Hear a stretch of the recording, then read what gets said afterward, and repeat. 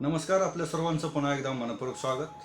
श्रावण महिना सुरू आहे आणि प्रत्येकजण सोमवारी शिवशंकर महादेवांच्या मंदिरामध्ये जात आहे. शिवलिंगाजवळ जाऊन ध्यानस्थ बसत आहे.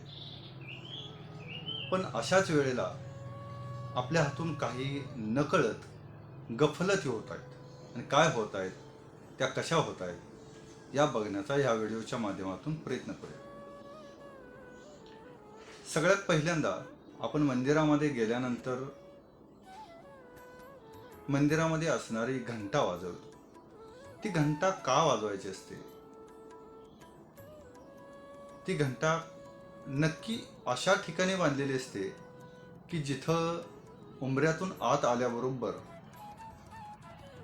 परमेश्वराच्या बरोबर समोर आपण उभं राहिलो असता आपल्या डोक्याच्या वरती ती घंटा येते आणि अशा स्थितीतच ती घंटा बांधलेली असते. तर याचं प्रमुख कारणच असं आहे की ती घंटेच्या खाली आपण उभं राहून घंटा वाजवायची असते आणि घंटा वाजवल्यानंतर त्याचं जी घंटा नाद होतो, त्याचं जे व्हायब्रेशन होतं, ते व्हायब्रेशन आपल्याला पॉझिटिव्ह एनर्जी देतं. आपल्या शरीरामध्ये कुठेही थकावट असेल तर ती निघून जाते. त्याचबरोबर मानसिक स्थिती ठीक होण्यास मदत होते आणि म्हणूनच बऱ्याचदा मेडिटेशनच्या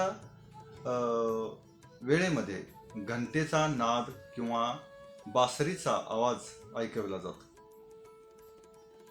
तर यामुळं मेडिटेशन होतं किंवा मानसिक स्थिती बरोबर होते, ठीक होते. परंतु काही ठिकाणी मंदिरामध्ये गेल्यानंतर तिथे जाणारे जे भक्त आहेत, जे लोक आहेत, ते घंटा अतिशय जोरात, असे एकदम जोरात ठाय करून वाजवतात, जेणेकरून आसपासच्या 10-20 लोकांच्या कानावर तो मोठा प्रमाणात झालेला आवाज यावा. घंटा वाजवण्याचं सुद्धा एक शास्त्र आहे. घंटेचा जो मधला दोलक आहे तो बरोबर सेंटर पासूनच पुढे ढकलायचा आणि अगदी हळू स्पीडमध्ये ढकलायचा. त्यापासून निर्माण झालेला जो ध्वनी आहे तोच ध्वनी योग्य मानला जातो. काही लोक तर ठा ठा ठा ठा ठा 3-4-5 वेळा असं घंटा वाजवतात आणि सोडून देतात. हे कशासाठी वाजवतात? देव झोपलेला आहे का? त्याला जागा करण्यासाठी तुम्ही वाजवता. देव कधीही झोपलेला नसतो. देव सतत नेहमी जागृत अवस्थेमध्ये असतो. काही ठिकाणी आपण म्हणतो जागृत देवस्थान.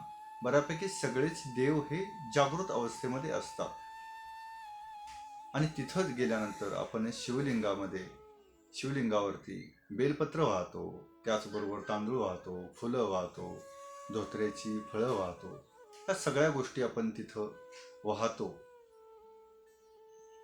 परंतु आपल्या मनात असलेली घृणा, तिरस्कार, राग, कपट, ईर्ष्या, द्वेष, मत्सर या गोष्टी आपण तिथं सोडत नाही.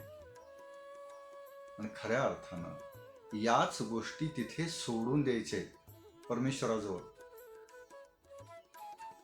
या गोष्टी मला नको आहेत, आता मी इथं सोडून निघालोय, तू बघ बाबा काय करायचं ते, असं म्हणून शांत बसा शिवलिंगासमोर.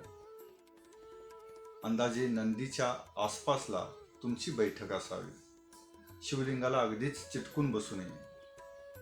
शिवलिंगापासून थोडं अंतर लांब, म्हणजे जिथं नंदी महाराज असतात तिथे बसावं आणि तिथे बसल्यानंतर थोडा वेळ का असेना ध्यानस्थ अवस्थेमध्ये जाऊन शिवशंकराशी आपल्या अडचणी सांगाव्यात, जेणेकरून आपल्याला त्यातून योग्य मार्ग मिळाला जाईल.